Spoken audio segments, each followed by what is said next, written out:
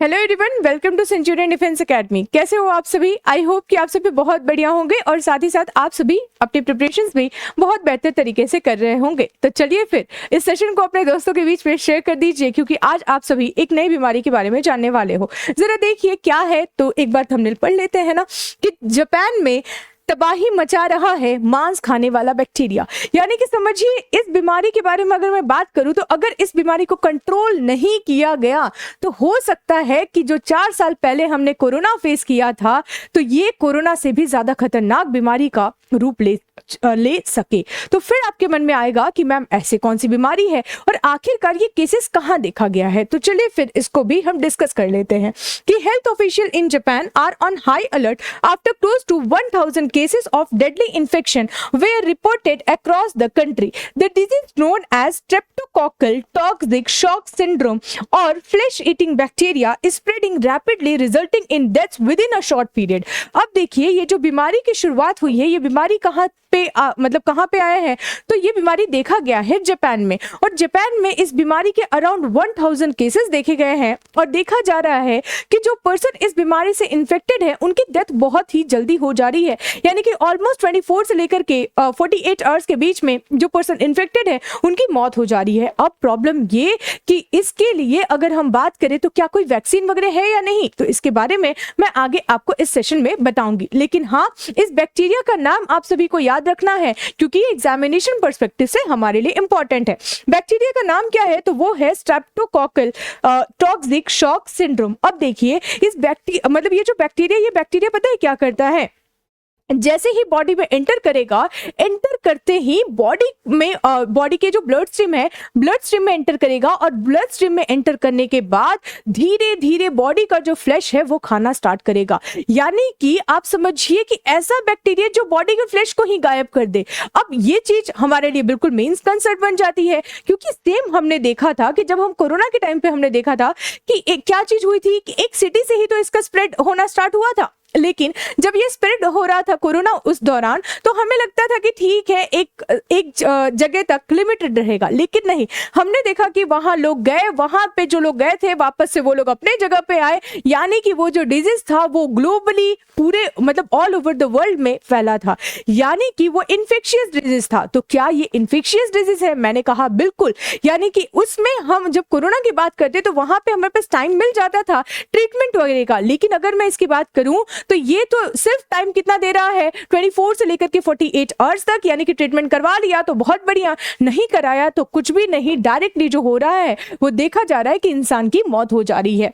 तो आप सभी को, आपको मैंने बैक्टीरिया का नाम बता दिया, तो बैक्टीरिया का नाम आप सभी याद रखिएगा, ठीक है? थोड़ा सा और इसके बारे में पढ़ लेते हैं कि what is streptococcal toxic shock syndrome. तो जो चीज बताई है वही लिखा हुआ, एक बार आप पढ़ सकते हैं। That is streptococcal toxic shock syndrome is a rare but serious bacterial infection. देखिए, ये जो बैक्टीरियल इन्फेक्शन है ये हमेशा नहीं पाया जाता, लेकिन हाँ ये रेयर है। लेकिन अगर किसी को हो जाए तो ये बहुत ज्यादा ये डेडली इन्फेक्शन हो जाता है, ठीक है? It develops quickly and becomes life threatening. यानी कि ये, अगर मैं इसके बारे में बात करूं तो ये लाइफ थ्रेटनिंग का भी रूप ले लेता है। यानी कि इंसान की जिंदगी को भी ये क्या कर सकता है? खत्म कर सकता है। आगे, the bacteria spread into deep tissue and the blood stream and release certain toxin that can lead to the development of shock and organ failure। यानी कि मैंने कहा ना कि ये बैक्टीरिया एंटर करेगा कहां? ब्लड स्ट्रीम में एंटर करेगा और अपने टॉक्सिन रिलीज करेगा, और टॉक्सिन रिलीज करके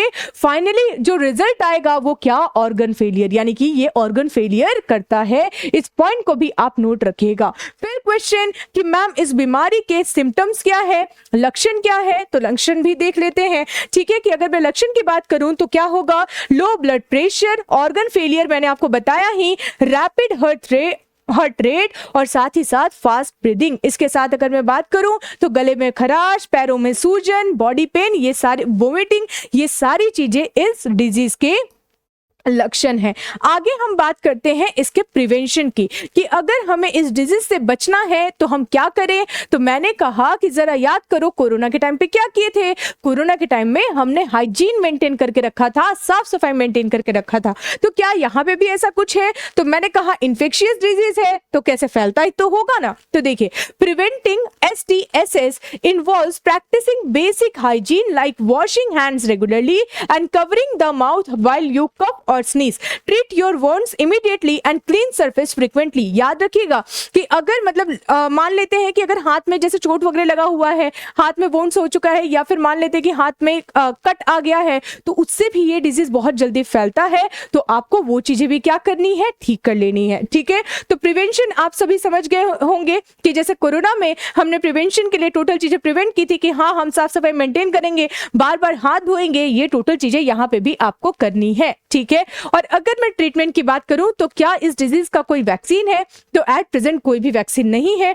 ट्रीटमेंट के लिए कहा जा रहा है कि अगर आपको लग रहा है कि ये सिम्टम्स आपके अंदर है तो आप जल्दी से जाइए, डॉक्टर को कांटेक्ट कीजिए और वहां पे डॉक्टर आपको ट्रीटमेंट प्रोवाइड कर देंगे। ठीक है, तो एट प्रेजेंट वैक्सीन इसका कोई भी नहीं है। तो थोड़ा सा इसी चीज को लेकर के थोड़ा सा मन में ये क्वेश्चन आ रहा है कि ऐसा ना हो कि कोरोना ने जिस तरीके से इतने ग्लोबल लेवल पे नुकसान पहुंचाया था, कहीं ये बीमारी उस तरीके का फेज ना ले ले।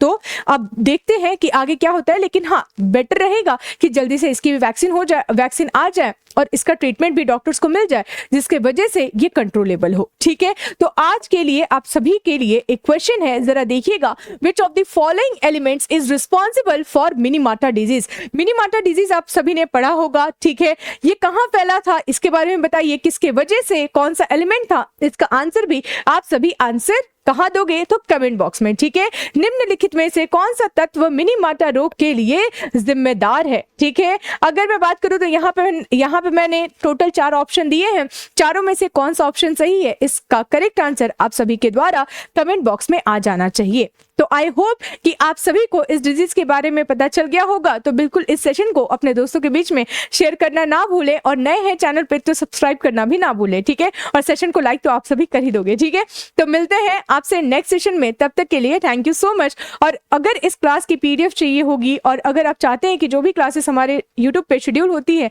उसकी इन्फॉर्मेशन अगर चाहते हैं आप, तो आप टेलीग्राम चैनल को ज्वाइन कर सकते हैं, जो कि कमेंट बॉक्स में पिन किया गया है। ठीक है, तो मिलते हैं नेक्स्ट सेशन में, तब तक के लिए thank you so much and जय Hind to everyone.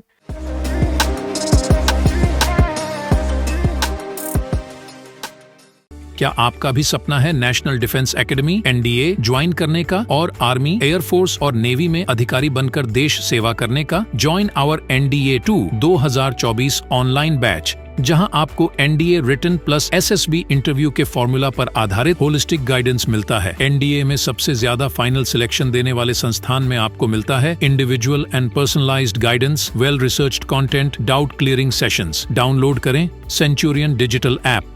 Our online batch features daily 4 hours live classes, recorded lectures, weekly mock tests, strategic content in the form of e-notes and e-PDFs, daily assignments, online quizzes, separate section for feedback and query. अधिक जानकारी के लिए ही call करें।